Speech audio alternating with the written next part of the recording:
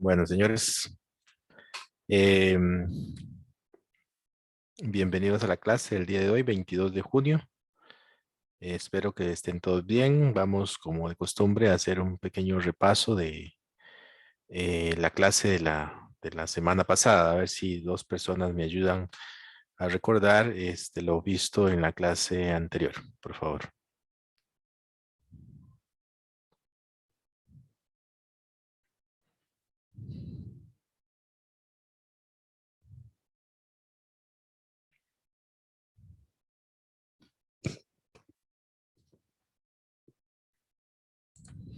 Bueno, estábamos viendo los diferentes tipos de Hablamos sobre mercado. la competencia monopolística, profe.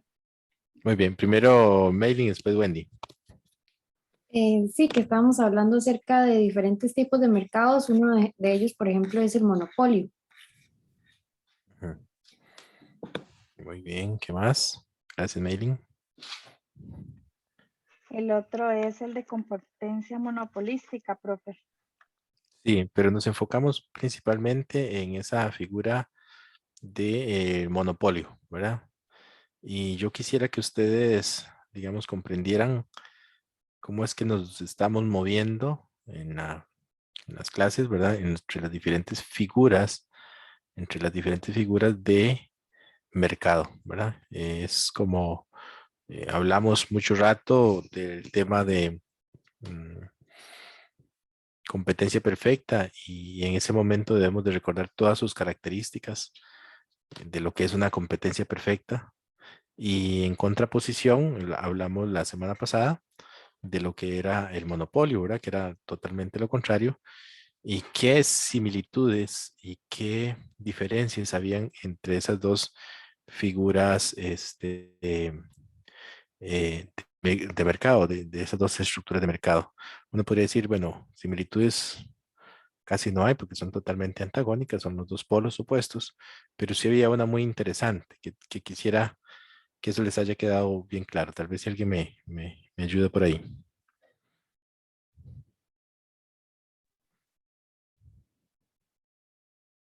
Que el monopolista tiene la facultad de fijar precios y cantidades en el mercado.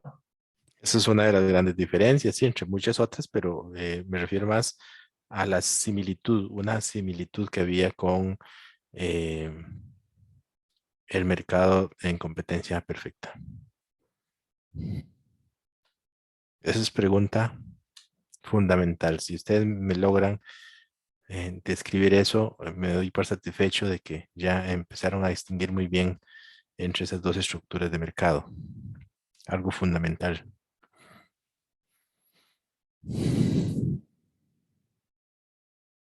Puede ser que, que ambos bienes son homogéneos. Mm, digamos que sí, digamos que sí, aunque en la estructura de mercado de monopolio puede ser que ese producto bien tenga alguna diferenciación para diferentes segmentos. Ajá. No, pero es algo más allá que comparte. Que ambas tienen superioridad ante el mercado. Su prioridad. ¿Cómo sería eso? Prioridad.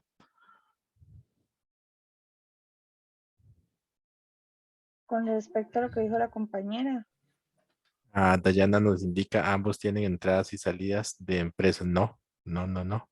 En el mercado monopolístico está restringido. Recuerde que habían diferentes formas de restringir o de proteger ese monopolio, que era por las economías de escalas, que era por una norma dada, etcétera, ¿verdad? Entonces, mientras que en el mercado de competencia perfecta entraban y salían las empresas según su conveniencia, producto de su estructura de costo, ¿no? Principalmente. Profe, En ambas el precio afecta, afecta la demanda. Perdón, es que no entendí muy bien. En ambas el precio afecta la demanda. Sí, eso es importante, ¿verdad? Que están igual con la ley de la demanda, a mayor precio, menor demanda y a menor precio, mayor demanda. Eso sí, lo comparten muy bien. Pero eso es algo Entonces, muy, con eso mismo de la demanda que siempre es elástica en ambos casos. no necesariamente, ¿verdad? Puede ser que en un mercado de competencia perfecta, en un mercado de competencia perfecta, un producto, un bien sea más o menos elástico, ¿verdad? Entonces, no necesariamente, ¿verdad? No podemos estar enfrentando incluso a productos de mucho menos elásticos, de que son fundamentales, medicinas o qué sé yo. Entonces, por más de que suban los precios, siempre hay que comprarlos. Y eso puede estar en una estructura de mercado perfectamente competitiva. Las barreras de entrada nos indica Rebeca, las barreras de entrada, ya dijimos, en el monopolio existen, en el mercado competitivo no existen las barreras de entrada.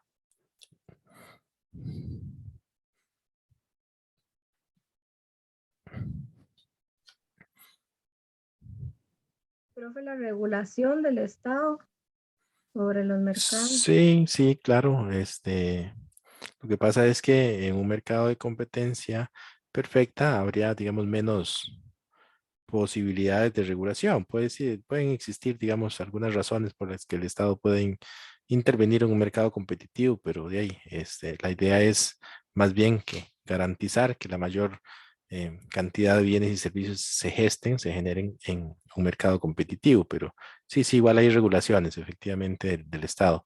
Pero es algo más allá que ellos comparten en cuanto a la definición de la cantidad a producir. Deben producir lo suficiente para abastecer todo el mercado, digamos, los consumidores. En competencia perfecta, sí, en monopolio no. En monopolio siempre vamos a tener un faltante.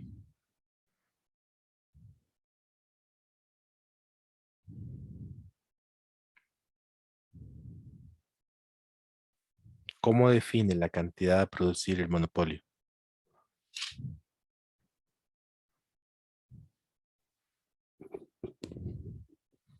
Profe, depende del costo marginal, no. Correcto, igual. Ah, ya lo puse en el texto, ¿Perdón? en el chat lo había puesto. Ah, no lo vi. Muy bien, entonces Dayana, excelente. Efectivamente, digamos, al igual que lo hace una empresa en competencia perfecta, el monopolio igual va a determinar su cantidad óptima de producción, donde el costo marginal iguala el ingreso marginal. En eso no van a cambiar, van a hacer exactamente lo mismo. ¿En qué sí hay una diferencia respecto a esos dos estructuras de mercado? Si ambas definen la cantidad a producir, en donde el costo marginal iguala al ingreso marginal, ¿en qué se diferencian? Entonces,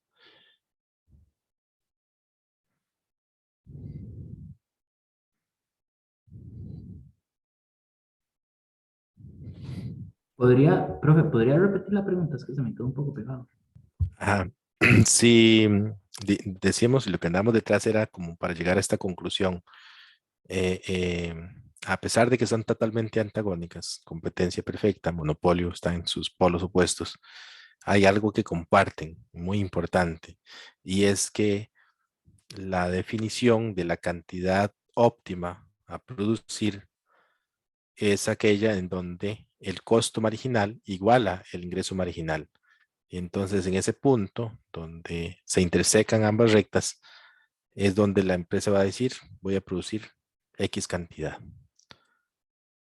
Y recordemos que el precio está siempre por encima del costo marginal, ¿verdad? Entonces, hay algo ahí que a ellos lo diferencia.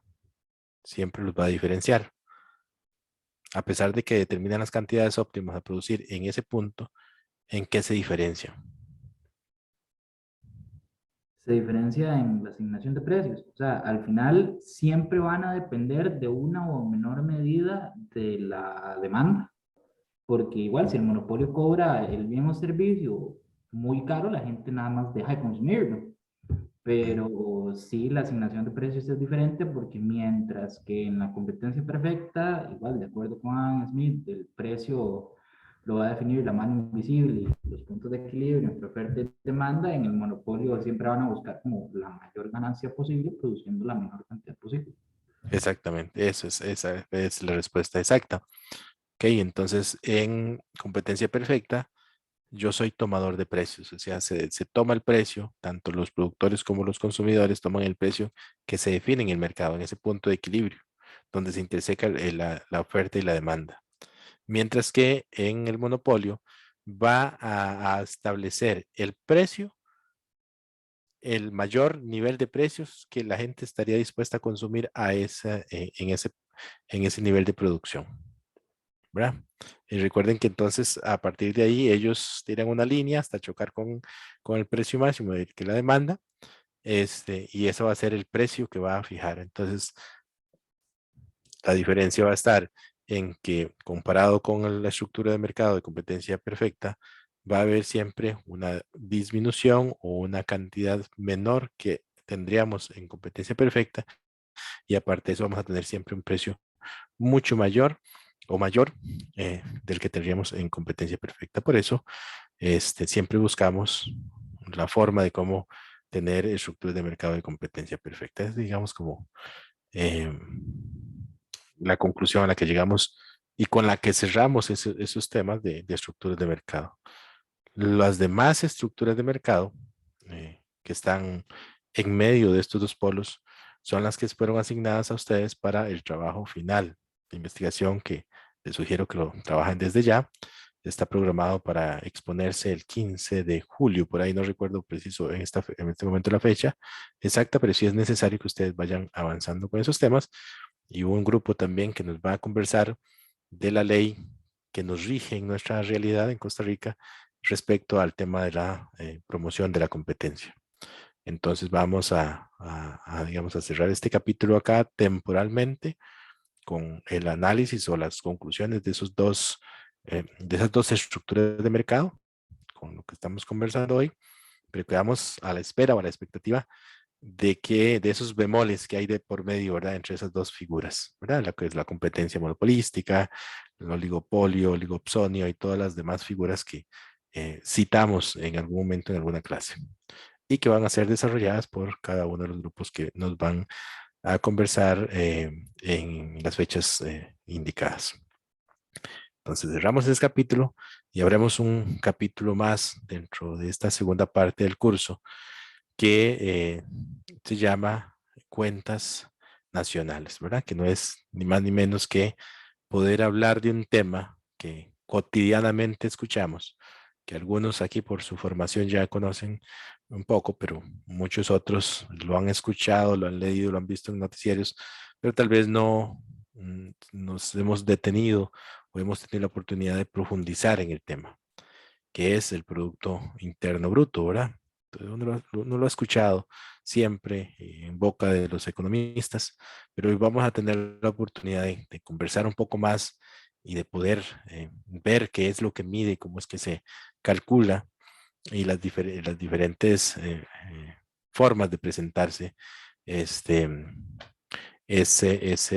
indicador económico. Vamos a proceder entonces acá a compartir pantalla y lo tenemos por acá.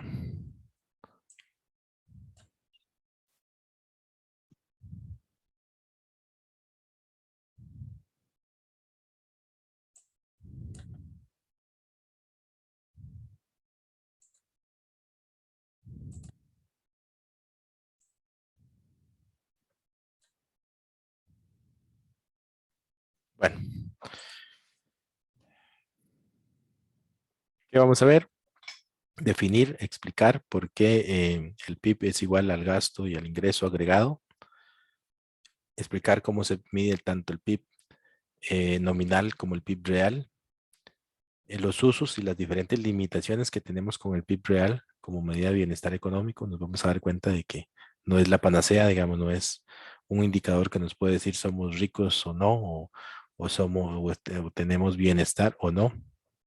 Cosa que antes, digamos, era, por lo menos en mis años de infancia, era como muy normal escuchar comparaciones así bruscas entre los países, quién tenía más o menos PIB y con eso podríamos decir que éramos naciones ricas o pobres o en vías de desarrollo. Ahora, estos análisis o estas mediciones van mucho más allá de eso. Además, comprender las magnitudes macroeconómicas y su importancia para el análisis del entorno. Primero, aquí un poco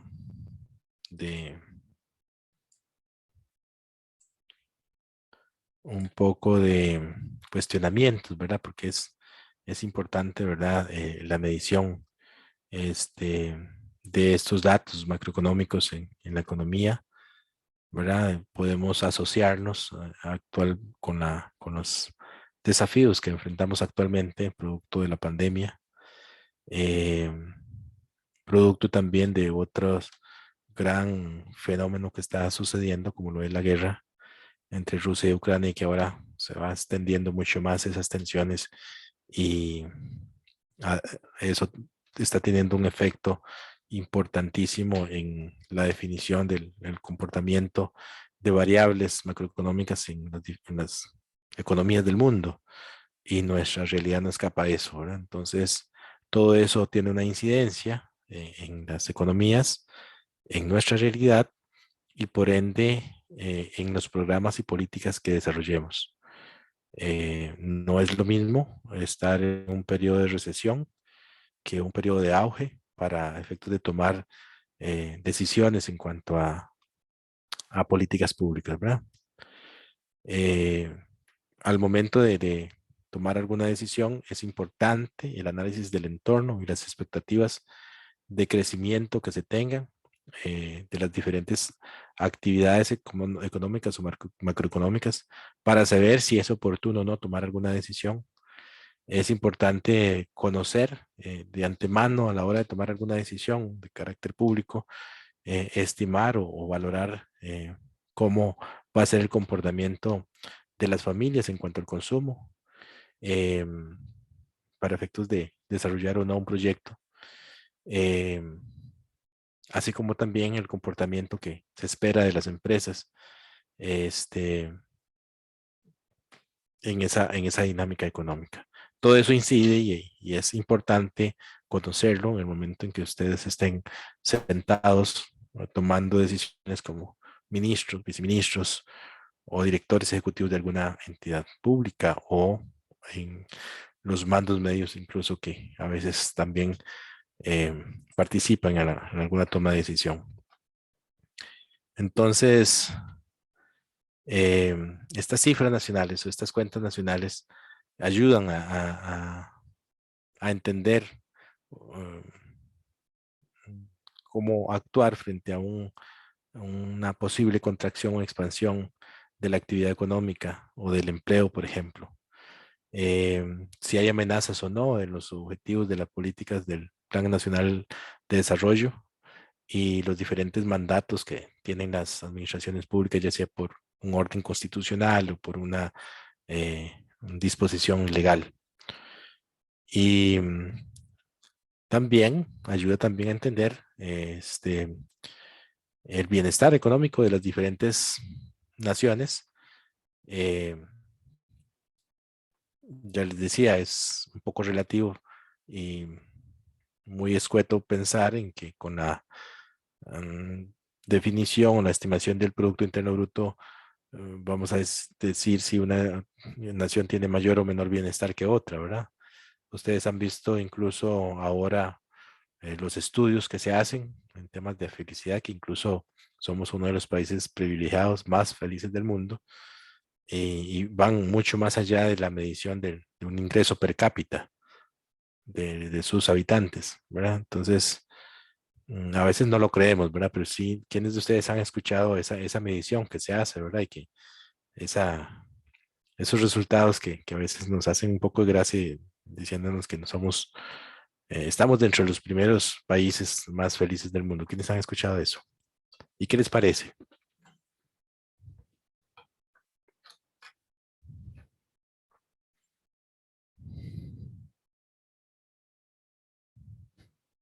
Profe, creo que, bueno, a la hora de hacer, yéndome tal vez un poquito por ciencias sociales, a la hora de, bueno, me recuerda mucho al concepto de desarrollo, creo que, digamos, si lo vemos en términos económicos, pues, por ejemplo, naciones como Estados Unidos y demás, pero también en sí que es el desarrollo, ¿verdad? Porque uno ve situaciones sociales y, por ejemplo, este mito que hay sobre que somos el país más feliz del mundo, o tal vez esta imagen verde que vendemos, ¿verdad? De estas, entonces siento que es bastante relativo y, ¿verdad? Hay que delimitarlo y hay que materializarlo, pero sí se limita bastante y se ignoran muchos otros factores. Gracias, Pirela. ¿Usted tiene formación o lleva una carrera de ciencias sociales o? Sí, yo estoy estudiando también ciencias políticas. Ah, excelente, muy bien, muy, muy bien. Gracias. Sí, efectivamente, ¿verdad? Hay mucho, y uno lo ve también en forma personal, ¿verdad?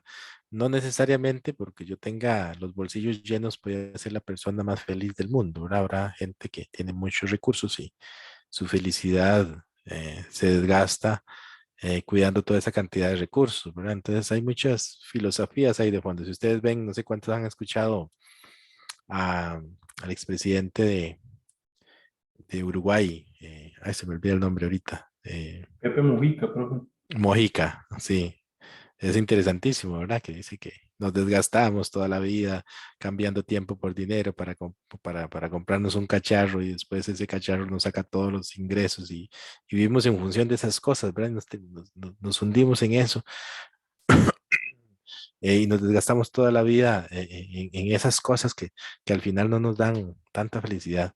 A veces también, bueno, eso es una apreciación muy filosófica, muy personal que sí, no necesariamente el hecho de que yo tenga todo voy a ser la persona más feliz del mundo, no, no, o sea, hay veces que personas con muy poco viven mucho más felices que cualquiera que tenga más, lo cual no quiere decir que el desarrollo, la posibilidad económica no se tenga que buscar, es el bienestar económico.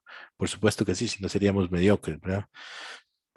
Seríamos como muchas familias o muchas personas, no sé cuántos de ustedes han tenido la experiencia de conocer personas que viven el hoy, digamos, y dice, ah, hoy voy a vivir y hoy voy a gastar y ya mañana ya veré porque no sé si mañana estoy vivo. O sea, una apreciación desde mi punto de vista muy mediocre, ¿verdad? Y después el día de mañana lo que hago es pedirle prestado al vecino, al hermano, a quien sea y después esos son los que tienen que salvarle la tanda, no, no se trata de eso.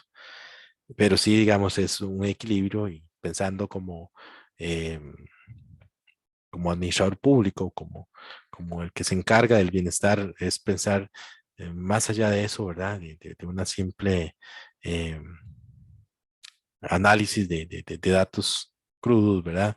Como lo es el PIB, y decir, sí, sí tenemos un ingreso per cápita muy alto y tal vez con una desigualdad elevadísima, donde ese ingreso es de unos cuantos y la gran mayoría con ingresos muy bajos. Carlos, adelante, tiene la mano levantada. Sí, que sobre eso de la felicidad siempre me ha llamado la atención, digamos, pues ambas posturas, aquellas que dicen que sí, que efectivamente el dinero da la felicidad y por otro lado la gente que dice que no es necesario que el dinero no influye en la felicidad. Yo si bien creo y soy fiel defensor de que está bien, o sea, en la vida, en la plata, en la vida y en el desarrollo de uno como persona y como humano y demás, el dinero no debería ser el centro de la felicidad de una persona, pero, perdón la pechuga, pero hay que dejar esa vara, o sea, uno sin plata vive estresado. Uh -huh. Claro, claro, por supuesto que sí. Sin embargo, yo creo que son otras dimensiones, ¿verdad? Que en las que a nivel personal uno debe trabajar, es un ser integral, ¿verdad? No solamente dinero, no sé si era con ustedes que lo compartían, sino si no sé si era otro grupo, pero es un tema también espiritual. Si uno no está en la parte espiritual, llámese como se llame, la creencia que tengamos, esa rueda de la carreta va a andar como brincando, ¿verdad? Porque puede ser que yo esté muy bien en cuanto a mis logros, objetivos, metas de estudio, financieras, etcétera, pero espiritualmente ando caído, ando muy mal, entonces esa rueda no anda circulando como debiera, ¿verdad? De manera pareja. También hay todos unos temas interesantes, ¿verdad? También que uno ve en gerencia pública, donde se analizan esas diferentes dimensiones, ¿verdad? Que son interesantes. A nivel general, a nivel país, digamos, a nivel macro, eh, eh, la reflexión debería de quedarnos en el PIB. No mide realmente el bienestar. Partiendo de lo más básico, porque si medimos un PIB per cápita, no estamos midiendo esa distribución. Puede ser que tengamos un PIB per cápita muy alto, pero que, como les decía, se concentre en unos cuantos y la gran mayoría está con ingresos mucho más bajos, ¿verdad? Partiendo de eso mismo. Y las demás dimensiones, bueno, y eso lo mide otro indicador que ya ustedes conocen, como es el indicador de Gini, y otros indicadores más, ¿verdad? Que se está incorporando pues, también para medir el tema propiamente lo que es bienestar. Bueno, muy bien, gracias a los que participaron. Continuamos. Entonces, retomando aquí, vamos a ir un poco rápido porque ya estos temas los habíamos visto en la primera parte del curso, la definición de macroeconomía, ¿verdad? Que lo habíamos visto anteriormente y básicamente, digamos, aquí el concepto que debemos de tener es que son los agregados, los grandes agregados en los que participan en la actividad económica. ¿Y qué son esos agregados? Las sumatorias, digamos, eso se podría definir como las sumatorias de todos esos actividades que tienen las familias, las empresas, las administraciones públicas o gobierno y el sector externo. Veamos entonces quiénes son esos actores que conforman y actúan dentro de esa rama de la economía, que es la macroeconomía, y lo vemos como familias, empresas y administraciones públicas y sector externo. Prestemos atención mucho a esos participantes, porque eso es lo que nos va a venir dibujando esa ecuación que nos va a explicar el Producto Interno Bruto, ¿verdad? De un país. Entonces, ya esto lo hemos visto, como les decía, en la primera parte, y analizando, repasando un poco el tema de las familias, ¿qué hacen? Es el conjunto de individuos, de personas que tienen en común el depender de un mismo presupuesto o comparte un ingreso o un gasto, digamos, definiendo el tema como familias. Y lo principal acá es que son los dueños. Habíamos dicho, cuando vimos aquel modelo circular de la renta, son las dueñas de los factores de producción y que son las que arrendan a las empresas, a las administraciones públicas, a cambio de ingresos o rentas de esos factores con los cuales consumen, ahorran y pagan impuestos. Entonces, ¿cuáles son las rentas que se reciben por factor? Bueno, para efectos del trabajo, los sueldos y salarios ya decíamos, para efectos de la tierra, las rentas y alquileres, capital, intereses en cuanto a tecnología, patentes o derechos de autor, y en las capacidades empresariales los dividendos. Las empresas, por su parte, son de naturaleza privada o pueden ser públicas, también tenemos empresas públicas, y su propósito es obtener rentas y proveer bienes y servicios a las familias, a las administraciones públicas o a las mismas empresas, ¿verdad?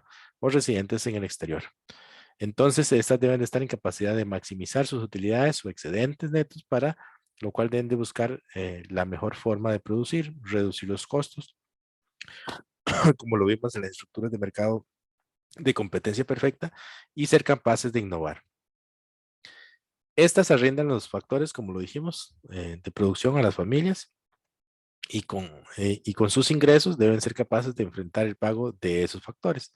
Yo vendo productos, vendo servicios, y con esos ingresos puedo pagar esos uso de los factores de producción que se le da a las familias. Además, el pago de impuestos, generar recursos para la inversión y la expansión productiva. Las administraciones públicas, bueno, son todos los que conforman el gobierno y que son, como les decía, creadas por ley, por norma, por la misma constitución, y estas son las que buscan el interés común, el interés de la sociedad. Recordemos inmediatamente el artículo 50 de la Constitución, y se rigen por el derecho público, ¿verdad? Principio de legalidad. Creo que era el 11 de la Constitución, 11 de la Ley General. Si no es así, me corrigen. Y deben de someterse a las normas legales relacionadas a la planificación, ejecución de planes y presupuestos, así como la gestión de riesgos. Entonces, estas empresas, estas administraciones públicas para proveer bienes y servicios que le van a dar a las familias, a las empresas u a otras administraciones públicas, deben cumplir con ciertas normas presupuestarias, como los principios de eficiencia, eficacia, transparencia y otras dadas por ley. Aquí está todo un mundo. Estas líneas por acá se ven muy sencillas, pero esto es todo un mundo, ¿verdad?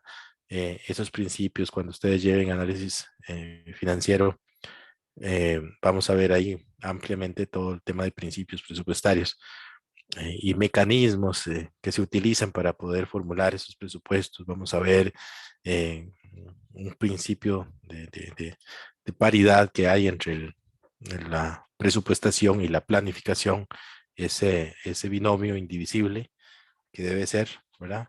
Todo con una intención de un fin colectivo, ¿verdad? La atención de alguna necesidad pública.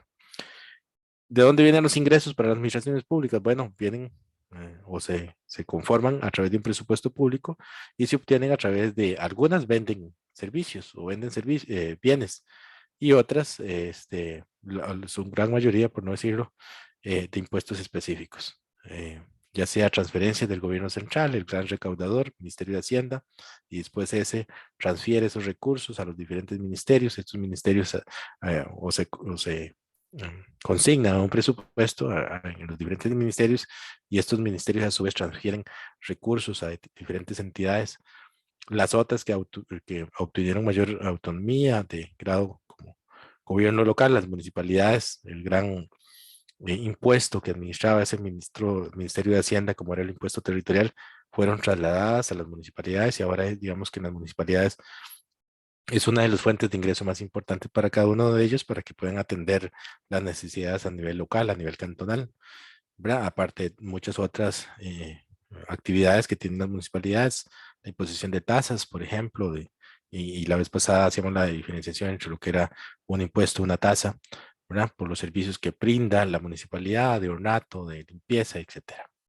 Entonces, de ahí vienen los recursos, pero principalmente son esos impuestos que le metemos al bolsillo de las empresas o de las mismas familias y que traemos al gobierno para distribuirlo en programas públicos, sociales, en algunos casos. Y la otra parte que va a venir a conformar esa ecuación importante para la medición del Producto Interno Bruto es el sector externo. En el sector externo se refiere a unidades económicas residentes en el exterior que invierten en actividades productivas en Costa Rica o que consumen bienes y servicios que las empresas costarricenses les venden. Entonces es no solamente lo que importamos, sino también lo que estamos exportando, ¿verdad? Y en ese caso, eso no es ni más ni menos que la balanza comercial, ¿verdad? La balanza comercial es la sumatoria de todo aquello que exportamos contra todo lo que importamos. Y ahí sí tenemos un dato positivo o negativo, es cuando decimos, bueno, tenemos una balanza comercial positiva o una balanza comercial negativa, ¿verdad? Entonces, eso también suma a la conformación del Producto Interno Bruto.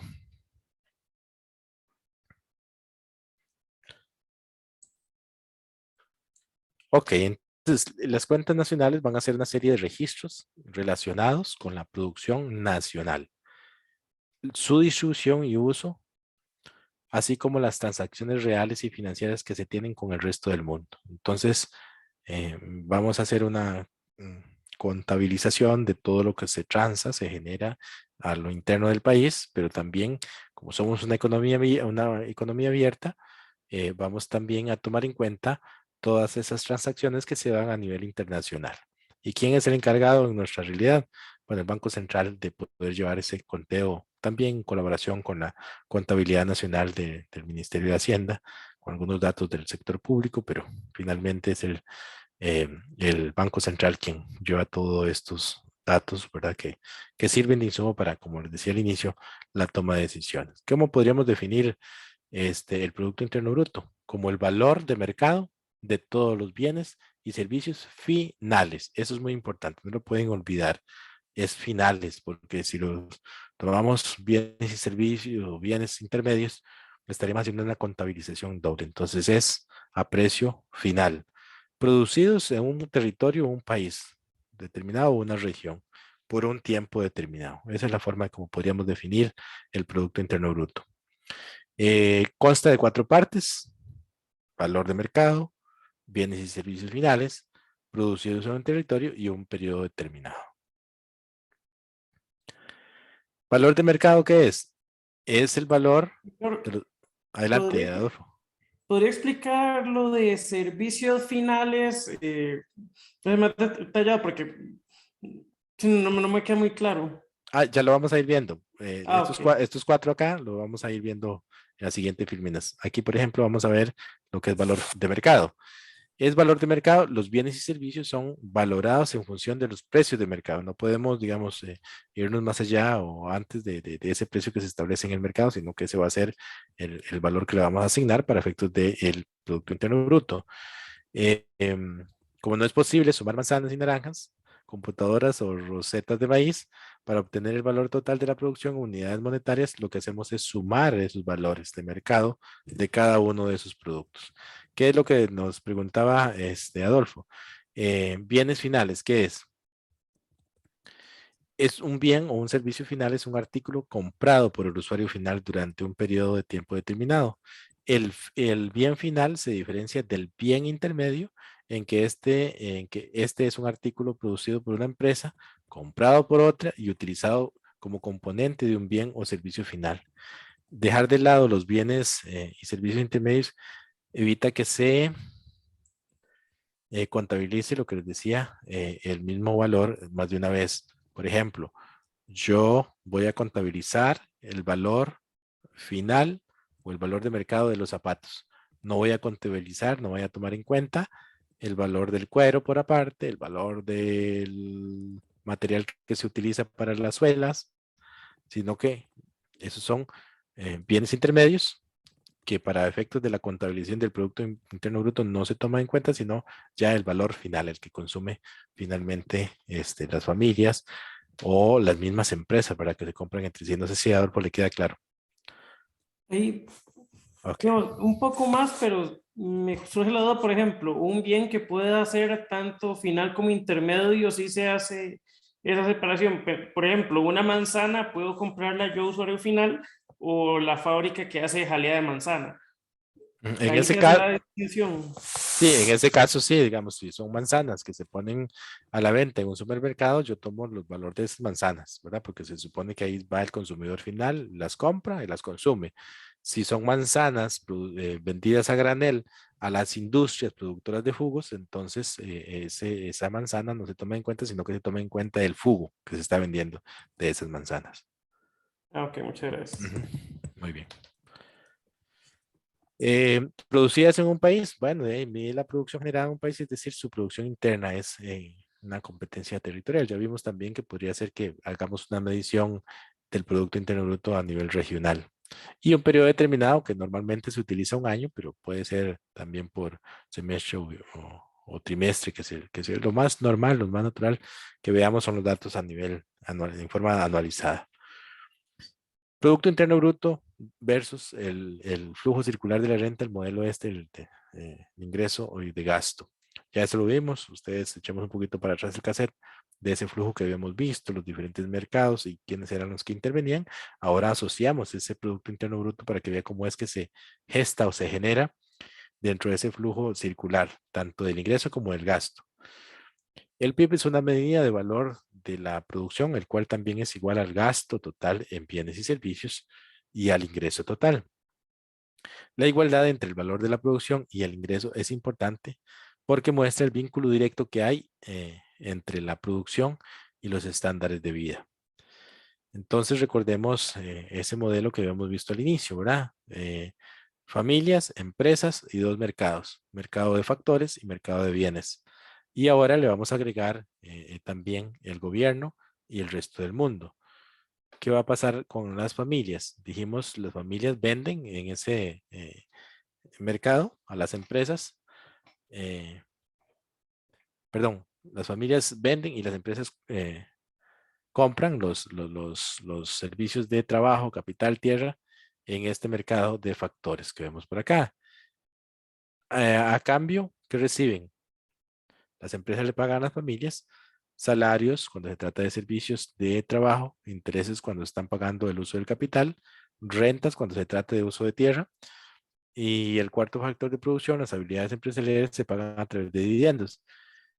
La siguiente figura vamos a ver en color azul, que se indica como Y, que vamos a representar el ingreso con una Y, indica el ingreso total que pagan las empresas a las familias. Veamos acá. Entonces, en este mercado de factores, las familias vienen y venden todos los factores que ya vimos, y las empresas pagan por esos factores, y eso sería, digamos, el ingreso. Eso sería todo, digamos, el ingreso que tendría las familias, o el flujo que se genera por esa transacción. Las empresas venden a las familias por su parte. Perdón, las empresas venden y las familias compran los bienes y servicios que las empresas venden en el mercado de bienes y servicios. El gasto de consumo es el gasto total que realiza a cambio de bienes y servicios de consumo. Y esta representa el flujo de color rojo etiquetado con una C, que sería el consumo. Las empresas compran y venden nuevos equipos de capital en el mercado de bienes y colocan en su inventario la producción no vendida, la adquisición de planta y equipo, inmuebles, así como el incremento de los inventarios, constituyen una inversión bruta, identificada en el diagrama como una IB, etiquetado en color rojo. Veámoslo acá. Es la contraparte, ¿verdad?, de lo que es ese ingreso. Entonces las familias, con ese dinero que tienen, consumen en el mercado de bienes y servicios todo lo que venden. Todo lo que venden, porque está en pausa, dice, su función de compartir pantalla está en pausa, no sé. ¿Lo están viendo bien? Sí. Sí, profe. Y además de eso, tenemos la inversión, ¿verdad?, que se da dentro de las empresas. Con permiso, profe, Yo no pero veo. nos quedamos en la filmina que dice Producto Interno Bruto, entonces no sé si ya Sí, pasó algunas. Sí, estamos en la... Vamos a dejar de compartir, reanudar compartir. Aquí está.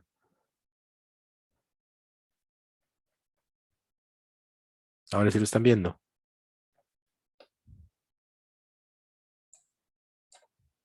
Sí.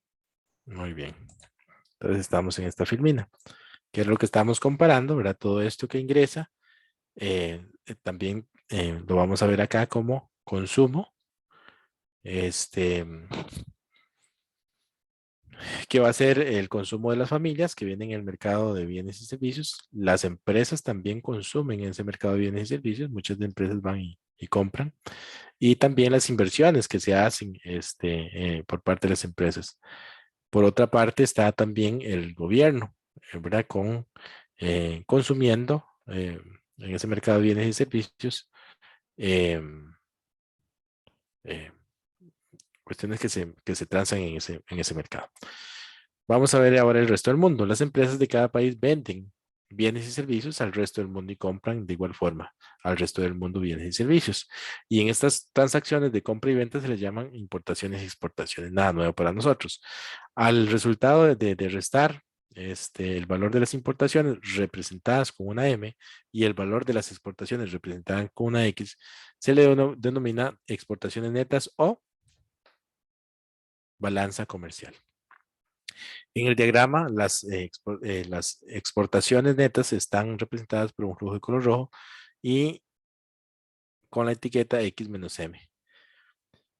En este ejemplo, si las importaciones netas son positivas, el flujo neto de bienes y servicios va de la empresa estadounidense al resto del mundo.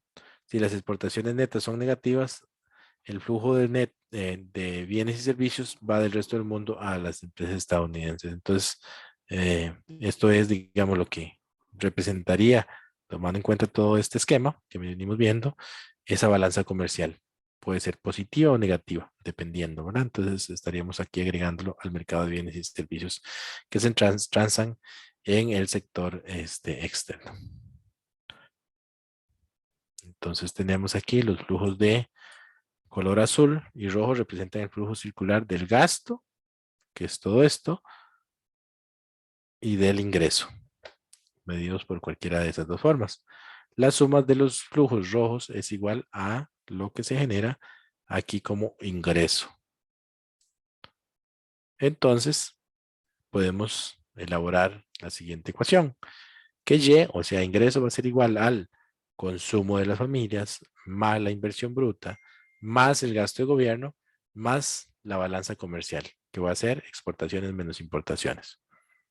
Entonces, digamos, vemos ahí de dónde es que nace esta ecuación de medición del Producto Interno Bruto, donde decimos es el ingreso es igual al consumo más la inversión más el gasto de gobierno, más menos la balanza comercial.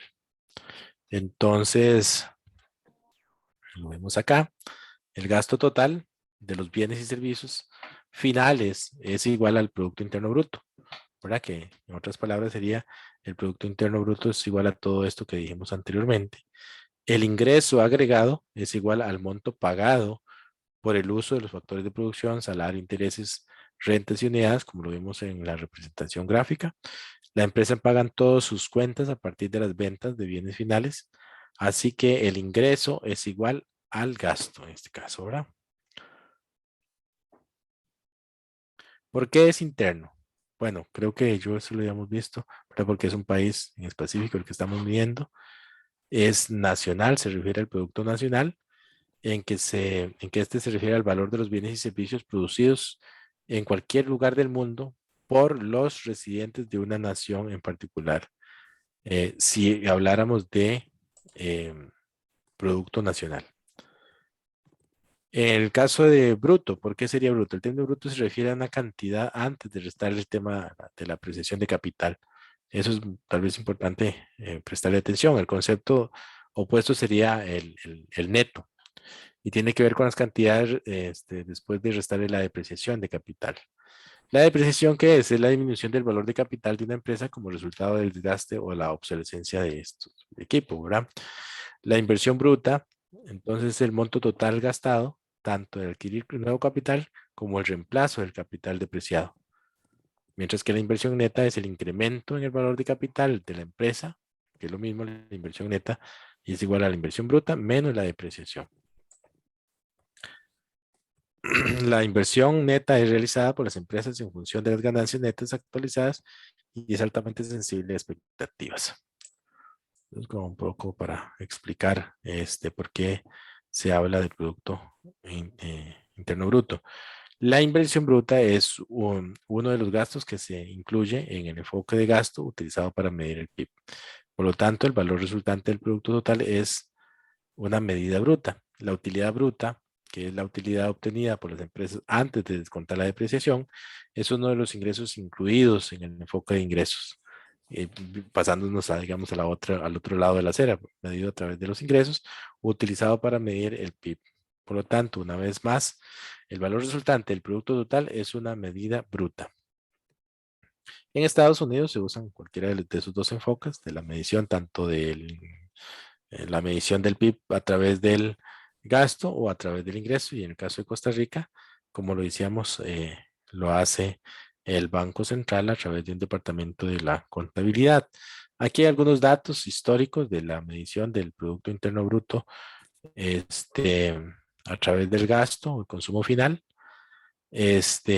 dados desde el 2015 al 2021 y desglosados según cada una de las líneas que hemos visto, ¿verdad? Y de una manera mucho más desagregada.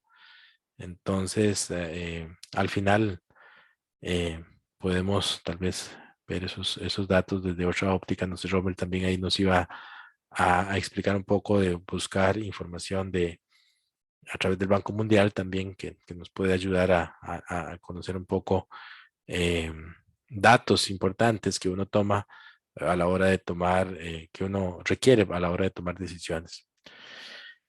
Esa medición del PIB a través del gasto, entonces, se mide con la sumatoria de todos los gastos de consumo, la inversión, el gasto gubernamental en bienes y servicios y las exportaciones netas. En el caso de Costa Rica, para el año 2019, ¿cuánto fue?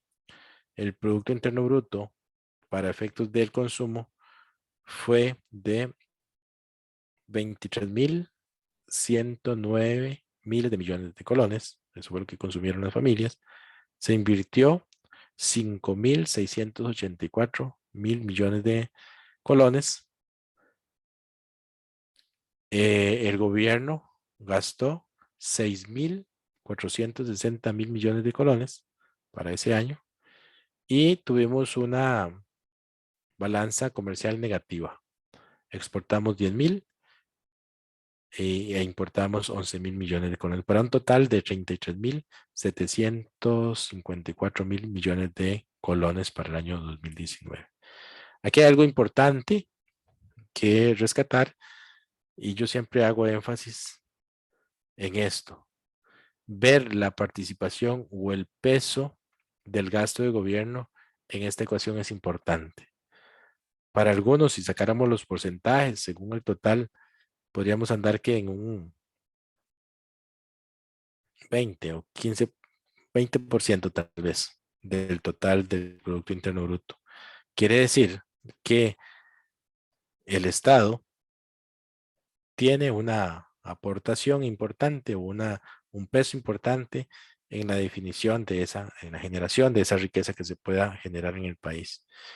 Si aplicamos, y es aquí donde viene, digamos, todo este dilema de aplicación de políticas macroeconómicas, una política macroeconómica restrictiva en cuanto al gasto, una política fiscal restrictiva, contrayendo el gasto en este rubro, estaríamos afectando la generación de riqueza final. Todo depende, como lo comentamos en algún momento, la filosofía que tengamos, ¿verdad? Un corte más liberal o más conservador, ¿verdad? Para algunos lo que debe de crecer es estos rubros, ¿verdad? De consumo, de inversión o de exportaciones, importaciones y disminuir a la menor expresión ese gasto de gobierno. Para otros, digamos, este tema de gasto de gobierno y para muchos países de la OCDE, eso es un gasto importante. Entonces, nosotros no andamos tan alejados de esa realidad si nos medimos con la OCDE en cuanto a la participación del gobierno, en cuanto a la generación de esa riqueza que se genera en el país. Eso es un dato interesante que podemos analizar y que nos genera mucha información, ¿verdad? Para ver qué tanto participa el Estado dentro de la economía y cuánto podría afectar su dinamismo si aplica una política fiscal restrictiva o expansiva en cuanto al gasto. Por acá tenemos en cifras, digamos, esa medición del Producto Interno Bruto que conversamos desde el enfoque del gasto. Eso ya no es de Costa Rica, eso es un ejemplo de lo que viene en el libro. Y vemos cómo ese gasto de consumo personal representa 11.007 mil millones de dólares para esta economía. Hay una inversión bruta de 2.032, gasto gubernamental de 3.000 y una balanza comercial negativa para un total de Producto Interno Bruto medido desde el enfoque del gasto de 15.478 mil millones de dólares. Aquí, en términos porcentuales, para esta economía, por ejemplo, el gasto de gobierno representa un 17,7. Ahora vámonos a la otra esfera, ¿verdad? La otra metodología de medir ese Producto Interno Bruto, que es sumando todos los ingresos que las empresas pagan a las familias a cambio de los servicios de los factores de producción que contrataron, salarios por trabajo, intereses por capital, renta por tierra y utilidades por las habilidades empresariales. Las cuentas nacionales, el producto e ingreso divide el ingreso en dos grandes categorías, como son las compensaciones para los empleados y los excedentes operativos netos. En el caso de las compensaciones para los empleados es el pago de los servicios del trabajo. Incluyen los sueldos, los salarios netos, más los impuestos retenidos sobre los ingresos, más las prestaciones como las contribuciones que se hacen con los sistemas de seguridad social y fondos de jubilación. Y en el caso del excedente neto operativo, es la suma de los ingresos que se pagan por todos los demás factores que incluyen los intereses netos, el ingreso por la renta, las utilidades corporativas y los ingresos de los propietarios. Entonces, la sumatoria de todos esos ingresos por factores constituyen el ingreso nacional neto a costo de factores. Para obtener el PIB es necesario realizar dos ajustes. Por un lado, se suman los impuestos indirectos menos los subsidios para obtener el costo de factores a precios de mercado y se suma la depreciación para obtener el ingreso interno bruto, ¿verdad? Que es lo que hemos quitado en su momento, a partir del ingreso interno neto. Si hacemos esto, lo comparamos, aquí empezamos a hacer un desglose de todos los ingresos, esta es la metodología por el ingreso, vamos a ir viendo cómo finalmente llegamos al mismo dato que llegamos bajo el enfoque de la medición del Producto Interno Bruto a través del gasto, que eran los 15.478 mil millones de dólares, en este caso, en esta economía. Hablemos ahora de PIB real y PIB nominal. ¿Alguien ha escuchado de esos dos términos? Para no seguir hablando yo solo. Tal vez los que ya conocen de eso, que es PIB real y PIB nominal.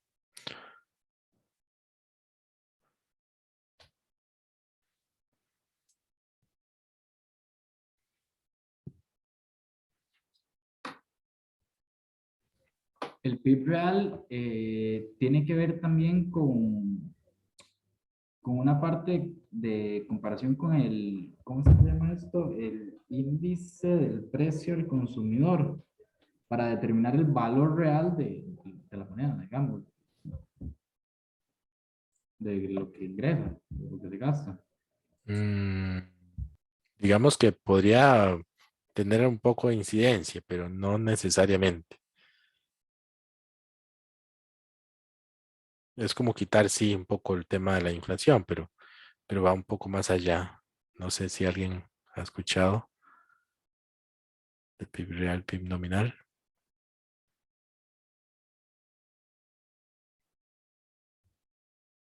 Vieres que no los veo. Si levantan la mano, no sé por qué no los veo. Profe, yo no he escuchado nada de eso, la verdad. No. Bueno, sencillamente es tomar un año base para efectos del PIB nominal. Es el PIB que sale con esas metodologías que ya hemos visto, por el ingreso, por el gasto. Eso es el PIB nominal, ¿verdad? Se miden en colones corrientes, donde los precios de los bienes son diferentes de cada año. Entonces, usted puede puede ser que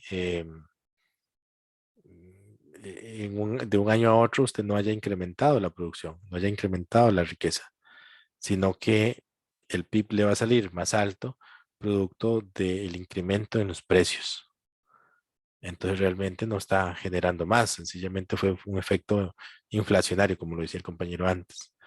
Para efectos de hacer la valoración del PIB real, es el valor de los bienes y servicios finales producidos en un año dado al valor de los precios de un año de referencia base. Entonces, por ejemplo, en Costa Rica, actualmente el año base más reciente es el año 2017. Sin embargo, es posible encontrar unas series que se usan como referencias del año 2012 también. ¿Qué es eso? Entonces, un par de zapatos lo vamos a medir o lo vamos a valorar con el precio del año base, digamos, 2017, o en este caso, por ejemplo, el 2012. Y de esa manera, entonces vamos a multiplicar precio por cantidad y vamos a poder ir comparando. Y así para el año 2020, para el año 2021, toda la producción con un año base, ¿verdad? Que es el que me va a dar el valor de referencia de cada uno de esos productos. Los economistas emplean, no sé si me expliqué, no sé si quedó claro, ¿verdad? Que era el PIB real, el PIB nominal.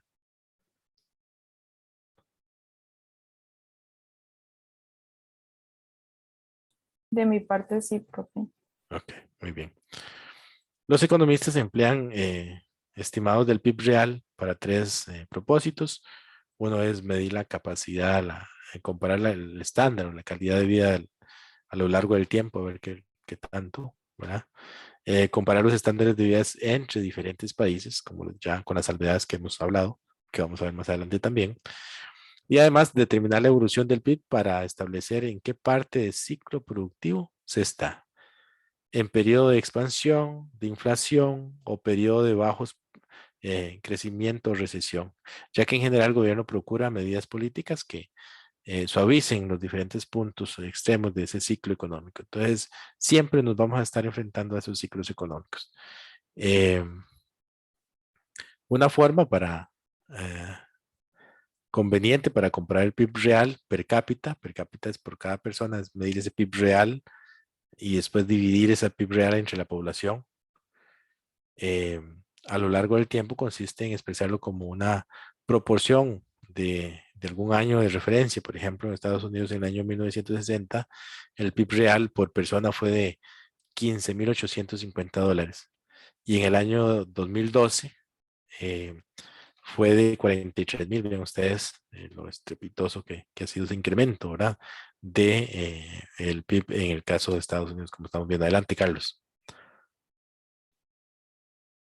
Profe, pero yo con eso tengo una pregunta porque ahí toman los valores reales de la moneda o es que, por ejemplo, es $15,850 en 1960 y 43,182 en el 2012, porque igual la moneda va cambiando su valor conforme el tiempo. Entonces ahí no habría una limitante en la medición del PIB real. Digamos que no, porque yo lo estoy tomando con precios de un año base. Entonces, ese tema de la evaluación no lo estaríamos tomando en cuenta, sino sencillamente es a precios de aquel tiempo, ¿verdad? ¿Cuánto estoy generando? Lo que estoy contabilizando es realmente la producción y lo estoy referenciando al precio establecido en aquel momento, ¿verdad? No sé si me explico. Entonces, por ejemplo, en este caso, en el año 60, comparado con el año 2012, representa 2.7 veces el nivel de ingreso que se ha tenido, ¿verdad? Tomando como año base el año de 1960. Eso no significa felicidad, como habíamos dicho, pero la idea es poder comparar la tendencia. Así es de esperar en Estados Unidos en el 2012 la gente tenga mejores condiciones de vida que en el año 1960, ¿verdad? Más adelante vamos a hacer esa práctica, ¿verdad? Tal vez ahí queda más claro, Carlos, cuando hacemos esas mediciones de PIB real y PIB nominal. Ahí lo vamos a analizar. Hablamos del ciclo económico. Es un movimiento de expansión y contracción en la producción total y otras medidas de actividad económica. Todos los ciclos económicos tienen diferentes, dos fases básicamente, expansión y recesión, y dos puntos de inflexión, como lo es el pico y el valle. Ustedes que han escuchado de la economía mundial, a las puertas de qué estaríamos con toda esta situación que tenemos actualmente, o qué esperan ustedes en cuanto a la actividad económica. ¿Qué es lo que pueden visualizar o qué vislumbran con respecto a toda lo que está sucediendo y lo que sucedió producto de la pandemia? Una recesión. Correcto. Muy probablemente ya hay estimaciones para el caso de los Estados Unidos en donde muy pronto se espera un periodo de esa recesión producto de principalmente el encarecimiento de productos,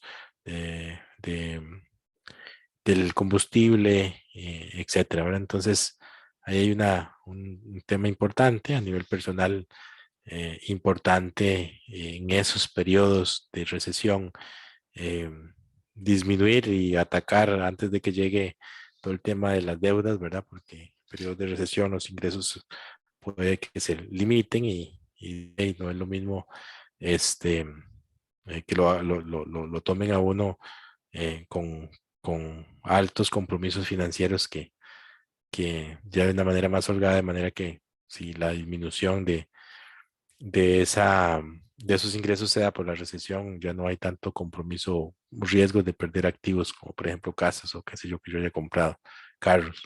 Aquí un poco de manera gráfica, ese comportamiento que se da, esos ciclos económicos que se dan en las diferentes economías. Y un poco lo que ha venido sucediendo con el paso de los años.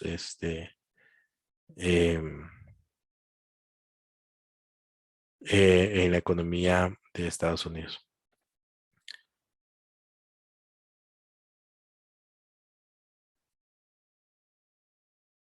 Bueno, hay un poco el PIB potencial, que bueno, que básicamente es cuando el trabajo, el capital, las tierras y habilidades empresariales de la economía son utilizados en su totalidad.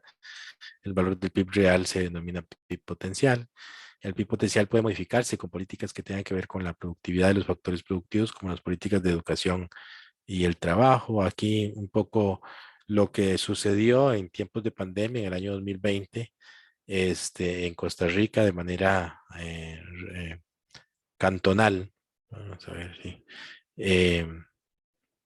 cómo es que ha tenido las variaciones en cuanto a cada uno de los cantones que conforman el país.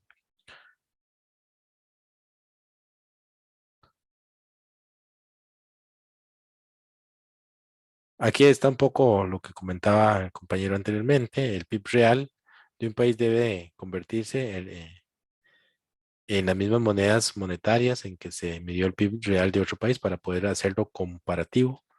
Los bienes y servicios de ambas naciones deben ser valorados a los mismos precios, ¿verdad? Entonces, para poder tener una misma referencia.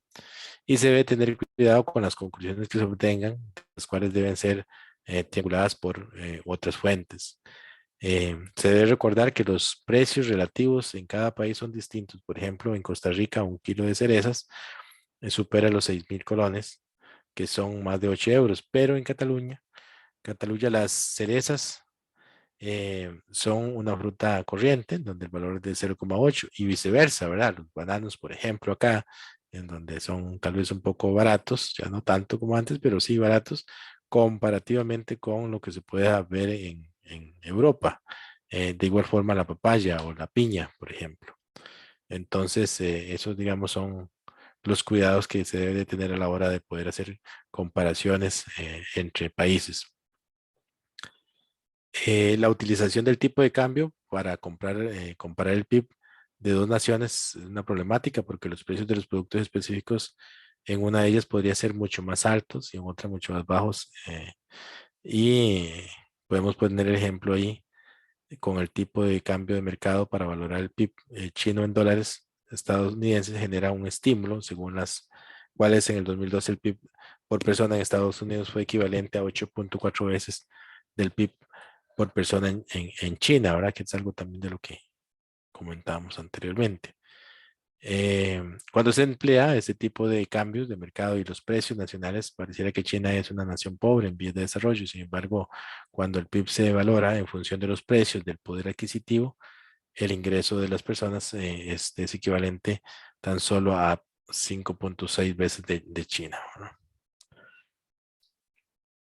Aquí otro gráfico también del Banco Central en cuanto al comportamiento trimestral del Producto Interno Bruto en ese periodo del 2020. Vemos cómo a partir del segundo trimestre, que es precisamente cuando inicia todas las medidas de confinamiento, caemos en un menos 7.6, ¿verdad? Y como el transcurso de esos trimestres se pudo venir recuperando un poco y bueno, ahora tuvimos en el año 2021 datos positivos. Y aquí hay algo también muy importante de ver cómo es que cada uno de esos componentes que ya vimos del Producto Interno Bruto varió o disminuyó producto de esa situación que tuvimos, ¿verdad? En el caso de los hogares, por ejemplo, hubo una disminución de un menos 2.8. En el caso del gobierno, un 0,1. En la inversión disminuyó un menos 1,2 y en las exportaciones cayó en un 0,6. Preguntas, ¿por qué las familias y las empresas reducen la demanda de bienes y servicios? En el primer caso, las familias redujeron su consumo en 2.8, como les decía. ¿Qué creen ustedes? Porque es el que, digamos, en primera instancia fue el que más afectación tuvo en cuanto a esa dinámica de generar? ¿Qué fue lo que pasó ahí?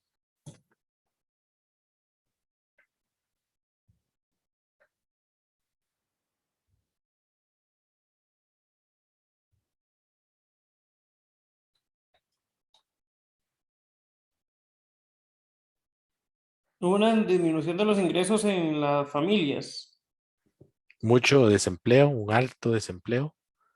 La gente, recuerdan con el bono proteger que tuvo que recurrir a eso porque todo lo que eran servicios, las sodas, restaurantes, a quién le vendían, ¿verdad? Entonces lo que hacían era despedir a la gente y eso hacía que esa gente ya no demandara, no tuviera ingresos para demandar. Y muchos otros también contrajeron su consumo porque ya no tenían hoteles abiertos, restaurantes abiertos para ir a consumir, o sea, la gente estaba recluida, ¿verdad? En sus hogares. Entonces, ese fue, digamos, el mayor impacto que hubo sobre esa dinámica en el año 2020, para un total de un menos 4.5 de contracción.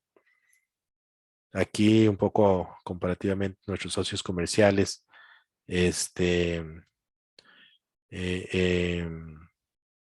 en esta gráfica y en el de la izquierda está el 60% de los mercados de exportación en Costa Rica y vemos cómo efectivamente en ese año hubo una caída importantísima en los niveles de producción de esos países, ¿verdad?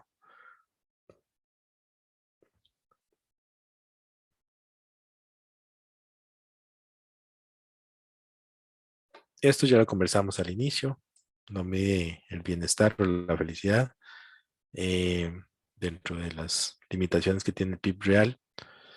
Algunos de los factores que influyen en el estándar de vida y que no fueron parte del PIB son, por ejemplo, la producción de las familias, la actividad económica informal. Hay muchísima de esa actividad económica que se genera al margen. El tiempo libre no se contabiliza. La calidad del medio ambiente tampoco se contabiliza dentro del PIB real de un país. El grado de inclusión política, social y económica de los diferentes grupos sociales tampoco se contabiliza en un país. Entonces son, digamos que, cuestiones que hay que entender, digamos, a la hora de que nos referimos al Producto Interno Bruto. Acá solo enfocarnos en el crecimiento del Producto Interno Bruto, que tengo unas preguntas de reflexión. ¿Estamos recibiendo un mensaje incorrecto respecto al nivel y el grado de desarrollo y bienestar económico y estándar de un país? Es probable que la influencia que el producto real deja, que las influencias, perdón, que el producto real deja de lado sean importantes. Pero es posible crear mediciones más amplias, capaces de combinar numerosas influencias que contribuyen en la felicidad humana. A pesar de lo anterior, el PIB real por persona sigue siendo un indicador de bienestar económico más utilizado en nuestra economías para efectos comparativos, como lo habíamos visto, y para efectos de toma de decisiones.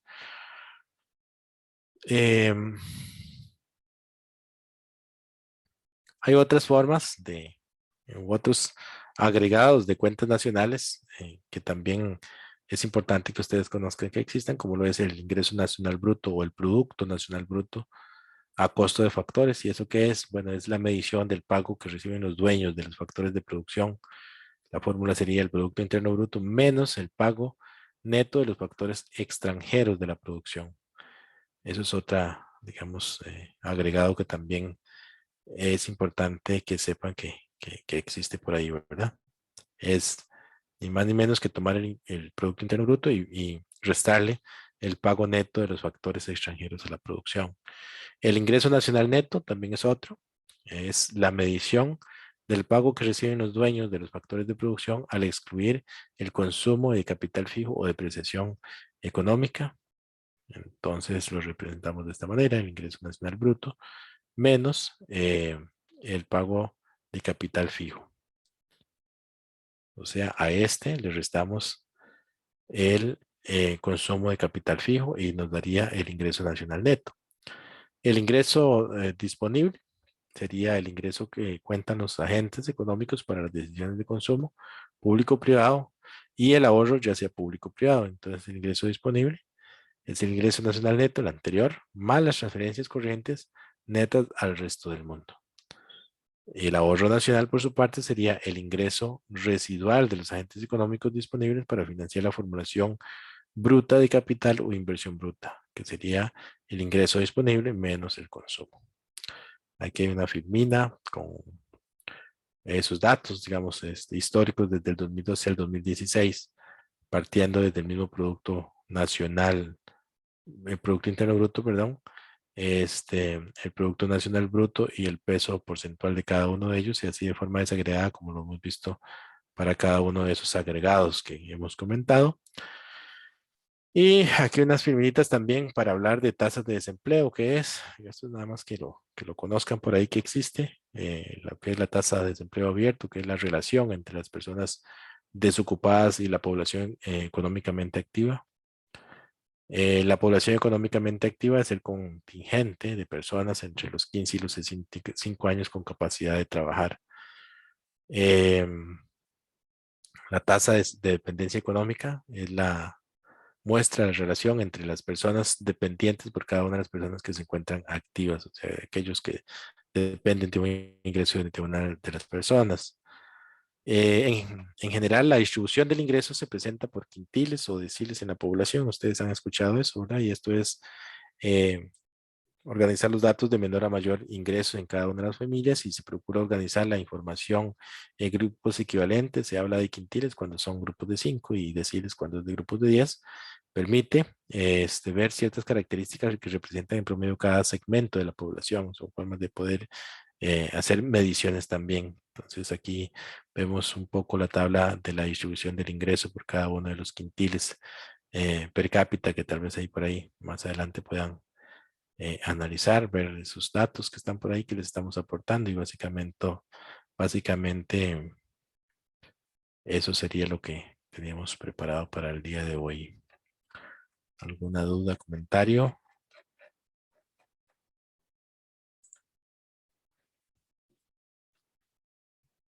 Señores, ¿qué les pareció? Profe, de mi parte, saber que todo lo que hay detrás del PIB es muy interesante, porque si uno se pone a ver, uno no lo hubiera visto desde ese punto todo lo que mide. Claro. Y que pues uno siempre le han metido como de verdad que el PIB define la riqueza del país y todo ese tipo de cosas. Correcto, correcto. Creo, Wendy y compañeros, que ahí vamos a hacer una práctica de esto de una manera, es resolver toda esa ecuación. Y es muy, muy interesante.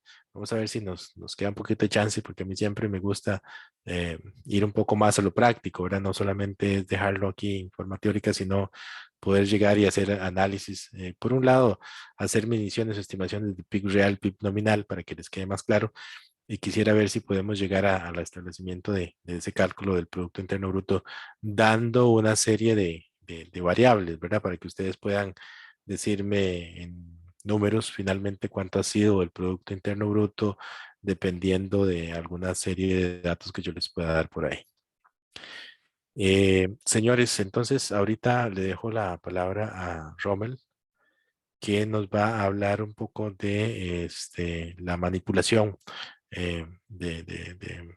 no sé si es en la página del Banco Mundial, en donde podemos encontrar, recabar datos importantes que como estudiantes y como futuros profesionales podemos requerir para una serie de decisiones que podamos tomar. Pero antes, Ivani, que tiene la mano levantada. Profe, solo para estar segura, para esta semana no hay tarea, ¿verdad? No, para esta semana no. Okay, casi. Las lecturas, ¿verdad? Es importante. Y los videos que se han dejado también. Adelante, Rommel tiene el... Ajá. Okay, listo, ahora sí. Rápidamente voy a compartirles. Bueno, es muy importante que a veces tal vez uno en la parte teórica se le puede confundir, ¿verdad? Los conceptos, las fórmulas, etcétera. Entonces tal vez verlo un poquito más visual, que es lo que vamos a tratar de hacer hoy. El Banco Mundial es un organismo muy bueno para utilizarlo como referencia. Tiene datos muy confiables y la estadística la información siempre es muy útil. A mí me gusta mucho los temas económicos, justamente por eso solicité ser asistente en este curso, y siempre que tengo que hacer trabajos referentes a estos temas, utilizo la información que está en la página del Banco Mundial. Ustedes simplemente tienen que ingresar, ¿sí se ve bien la pantalla? Perdón. Sí, ahí se ve bien. Sí se ve bien. Entonces ingresan Banco Mundial y agregan datos, ¿verdad? Entonces aquí les va a salir la primera opción. Entonces aquí ustedes tienen un buscador, ¿verdad? Yo lo que les recomiendo es que utilicen alguna de estas dos opciones, país o indicador. Entonces, yo selecciono aquí un país, vamos a buscar a Costa Rica, le damos a la C y aquí está. Izquierda. Se me perdió. Más abajo, ahí. Ahora sí. Ok.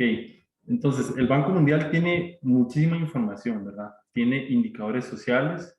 Entonces, aquí vemos tasa de incidencia de la pobreza, esperanza de la vida al nacer, población. Tiene indicadores económicos, el PIB, que es el que ahora vamos a ver de primero. El PIB per cápita, que es dividir el PIB entre la población. El crecimiento del PIB anual porcentualmente, desempleo, inflación. Tienen también indicadores ambientales, emisiones de CO2, áreas selváticas, acceso a la electricidad, extracción natural. Si algún día los ponen a hacer alguna investigación sobre, no sé, el impacto que existe ambiental o económico durante un cierto periodo de años, aquí lo pueden realizar. También hay de instituciones, homicidios intencionales, deuda del gobierno central, que este también es muy importante para la parte económica. Personas que usan internet, etc. Entonces, al primero al que vamos a entrar es al Producto Interno Bruto, para que lo vean la gráfica. A ver. Ahí está. Para que cargue bien. Ahora sí. Este sería el comportamiento del Producto Interno Bruto durante los últimos, si no me equivoco, 60 años, ¿verdad? Entonces, ven que en un principio, en 1960, el Producto Interno Bruto eran 500 millones. Hoy actualmente son 61.000 millones de dólares, ¿verdad? Aquí se manejan dólares. Aquí, por ejemplo, en los años 80, no sé si alguien me puede decir qué pasó en los años 80 que provocó que hubiera una reducción en el Producto Interno Bruto. ¿Alguien se acuerda? La crisis. Correcto, la crisis de 1980 con Carazo en el poder. Hubo una crisis por los precios del petróleo y entonces aquí hubo un decrecimiento. Aquí sucede igual que hubo en el 2018, otra persona, en el 2008, perdón. 2009. Sí, 2008-2009. ¿Alguien sabe? Muy importante. ¿La crisis financiera, no? Correcto, la crisis financiera, la burbuja de inmobiliario. Correcto. Entonces, podemos ver aquí cómo ha ido creciendo. Casi hasta parece exponencial la curva, pero no lo es en su totalidad. Y aquí ya, bueno, viene la pandemia del COVID, 2019, y ven que aquí nuevamente tenemos una reducción aquí bastante más pronunciada que la del 2008. Entonces, aquí ya con esto podemos saber que la crisis, ¿verdad?, ha sido bastante fuerte. También tenemos datos, aquí tengo, a ver, PIB, es el mismo. El Producto Interno Bruto per cápita, ¿verdad? Entonces, como les dije... Una consulta, eso es al 2020 nada más, ¿verdad? No. A ver, no sé si ven que en el eje de abajo... No, o sea, lo más actual es el 2020. Sí, lo más actual es el 2020 porque obviamente las instituciones, el Banco Central se toma su tiempo haciendo los cálculos y publicando la información. Entonces el Banco Mundial lo que hace es que toma la información del Banco Central, que es lo que el profesor nos había enseñado en algunas de las filminas. También esa se las iba a enseñar, pero ya el profe les las enseñó, entonces todo bien. El Producto Interno Bruto per cápita, ¿verdad? Entonces, si dividiéramos todo el PIB, si no el profe ahí me corrige, si dividiéramos todo el Producto Interno Bruto, a cada costarricense le correspondería $12.114. ¿verdad? Sí estoy en lo correcto, profesor. Correcto, correcto, sí, porque es per cápita. Entonces sería que dividamos todos los medios de producción, todo el ingreso externo, todo lo que ya el profesor explicó que compone el Producto Interno Bruto, lo dividamos por cada costarricense o cada ciudadano que hay. Aquí tenemos el... Perdón, nada más ahí, Rommel. Claro. El tema es que es bruto, ¿verdad? No estamos tomando lo que habíamos dicho, el Producto Interno nominal, el Producto Interno Bruto nominal, ¿verdad? Que es tomar un precio de referencia como para efectos de quitar el efecto inflacionario. Entonces puede ser que aquí vemos una gráfica muy exponencial en estos años, del 2010 al 2020, 19, digamos, pero puede ser que ahí de por medio tengamos un efecto inflacionario muy alto y eso hace que el Producto Interno Bruto sea muy, muy alto. ¿Por qué? Porque habría que ver si es real o nominal, ¿verdad? Entonces, eso es el cuidado y digamos, asociando también con lo que comentamos en la presentación. Sí, ¿verdad? Perdón, la interrupción. Tranquilo, profesor. Es muy, muy importante lo que dice el profesor, ¿verdad? Tal vez nosotros hoy en día ganamos mucho más de lo que ganábamos hace 40 años, pero el gasto es muchísimo mayor. Entonces, no es solo el crecimiento como tal. Aquí tenemos el porcentaje de crecimiento del PIB. Entonces, igual ahí va variando, 5%, 4%. Aquí igualmente se ve reflejado en la crisis del 80. Hay un déficit, bueno, un decrecimiento. Entonces, aquí no es solo que no crece porcentualmente, sino que se reduce en un 7% del PIB, ¿verdad? Que es lo que vemos reflejado en esta primera gráfica, ¿verdad? Que aquí se reduce.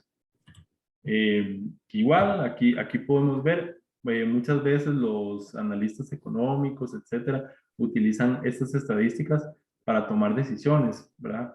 Que es algo que van a ver en tecnologías de información. Los datos siempre son muy importantes a la hora de tomar las decisiones. Entonces, si en el gobierno ven que hay una reducción en el porcentaje, entonces ahí implementan política económica que trate digamos, solventar la crisis como tal, que fue, por ejemplo, se me ocurre el plan escudo que aplicó Óscar Arias en el 2008 para lograr aumentar el gasto, el consumo.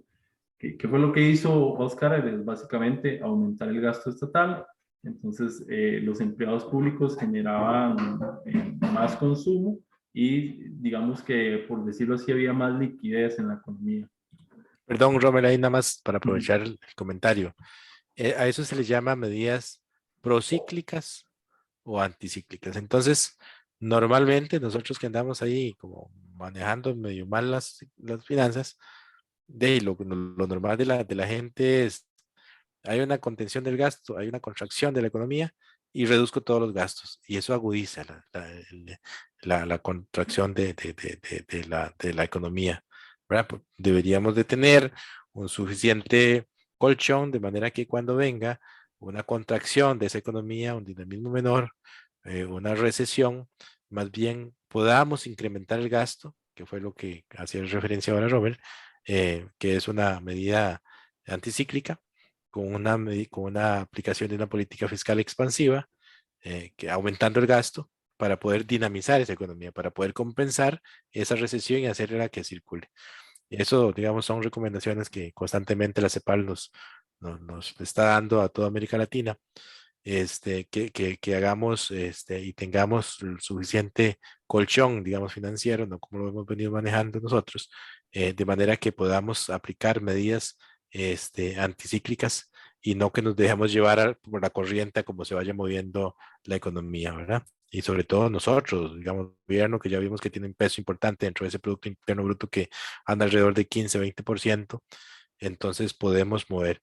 Lo que hizo Óscar Arias en su momento fue pensado de esa manera. Sin embargo, desde mi gusto, y siempre lo he dicho así, en todos los cursos lo he dicho, y debato ahí con los colegas, fue inoportuno, porque sí podemos incrementar el gasto del gobierno a través de colocar dinero en los bolsillos de sus trabajadores, de sus funcionarios públicos, pero, y claro, eso dinamiza la economía, lo que nos estábamos exportando por la crisis financiera global, lo estábamos gastando en el país porque le pusimos más dinerito.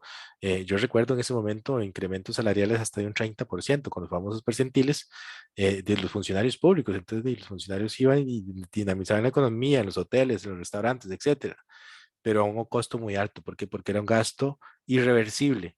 De manera que el año siguiente, en el año 2009, 2010, ya no era el incremento del 30%, sino también el incremento por costo de vida, por la inflación, y eso se empezó a hacer una bola de nieve. Si nos pasamos a analizar el déficit fiscal, que es comparar ingresos y gastos del gobierno, empezamos a ver a partir de ese año 2019 cómo los gastos empiezan a superar los ingresos. Hicimos ese gasto, un gasto irreversible. Hubiéramos incluso hecho transferencias directas por una única vez. Estaba bien, porque el año siguiente yo ya no tengo ese compromiso, pero hacerlo en salarios era comprometernos e hicimos ese incremento en el gasto, pero en los ingresos nunca ajustamos los impuestos.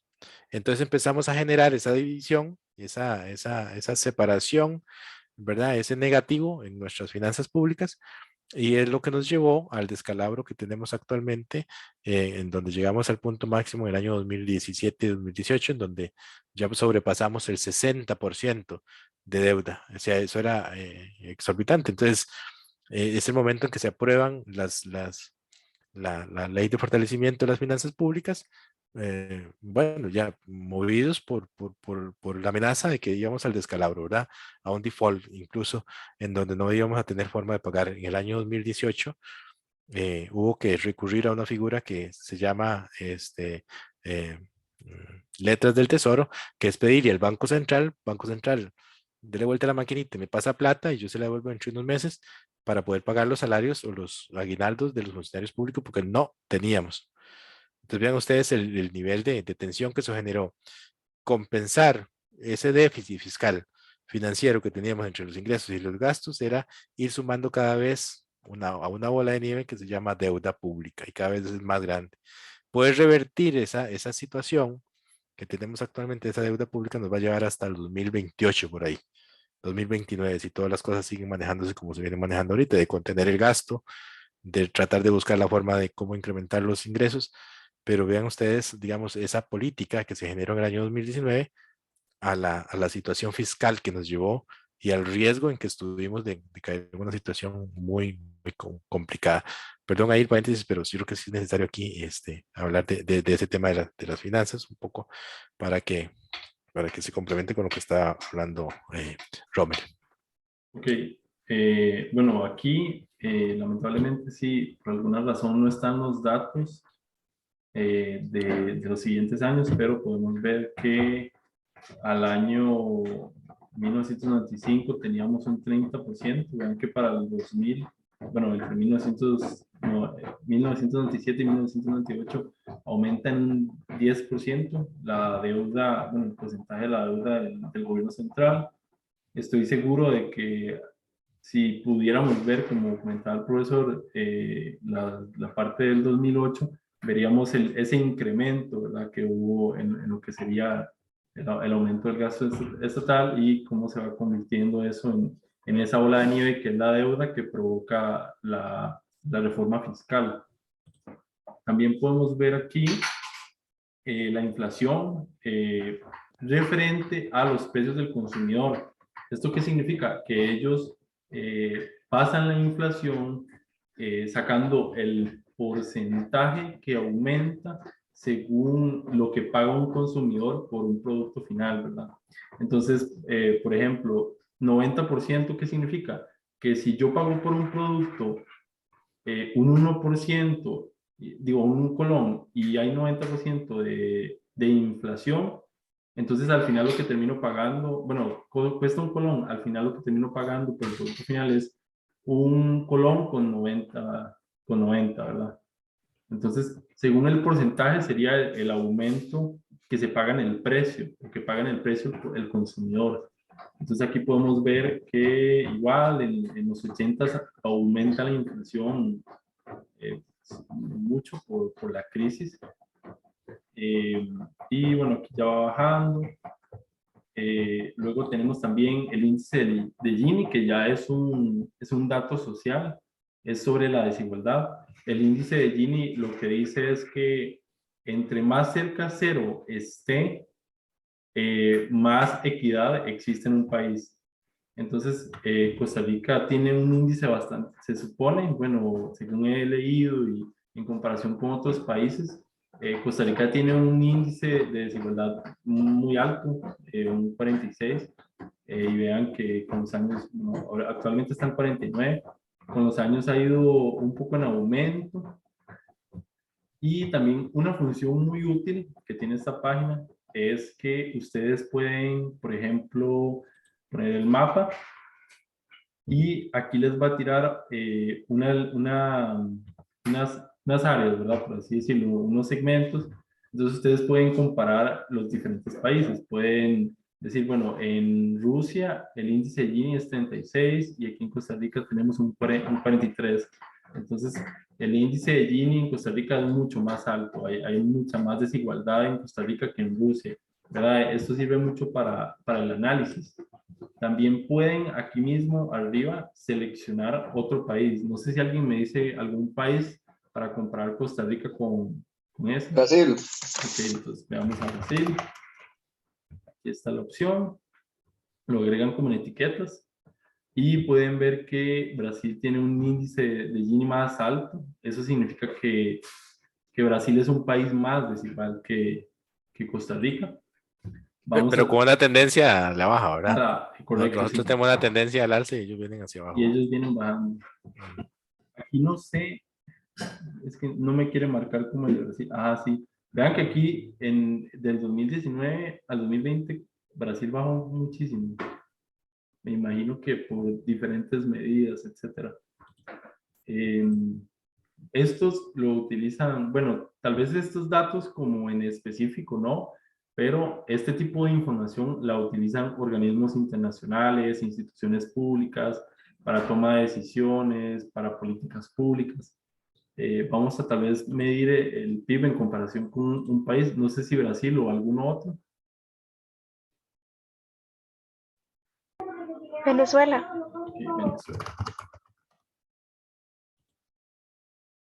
Y vean que Venezuela tiene un Producto Interno Bruto mucho más alto que Costa Rica. Como dijo el profesor, ¿verdad? Eso no necesariamente significa que la calidad de vida y el desarrollo sea mejor. Simplemente, ¿verdad? Define como referente a los medios de producción, a los ingresos, etc. Recordemos la crisis que tiene Nicaragua, perdón, ahí. La crisis inflacionaria que tiene. Entonces, vean que eso es a precios actuales, a precios de hoy, es el real. Entonces, claro, el PIB va para arriba, pero es producto de una inflación estrepitosa que ustedes ven las noticias por ahí. eh, este, incluso me causó curiosidad porque incluso en temas de reproducción, de planificación familiar, tenían problemas porque no podían comprar profilácticos. La gente ya no tenía acceso a eso. Entonces, incluso estaban optando por inyectarse o ponerse no sé qué cosas que les duraba más tiempo. Entonces, vean ustedes, digamos, el nivel de inflación que ellos tienen, tal vez mucho más inflación de la que tuvimos nosotros en los años 80, producto de toda la crisis que tiene. Entonces, claro, es un buen caso para, digamos, concluir lo que comentamos al inicio, de que esto nos puede arrojar datos que nos pueden llevar a un error, ¿verdad? Puede decir, ah, mira, pues, súper bien, ellos vienen creciendo increíblemente, no, lo que viene creciendo son los precios, ¿verdad? La riqueza posiblemente no. Y ya como último, ya un poquito más avanzado, ustedes pueden descargar los datos en Excel y en CSV. Yo sé que tal vez todavía ustedes no han llevado ese curso, pero CSV se sirve para utilizarlos en R, que ustedes van a estudiar R en el curso de TICS.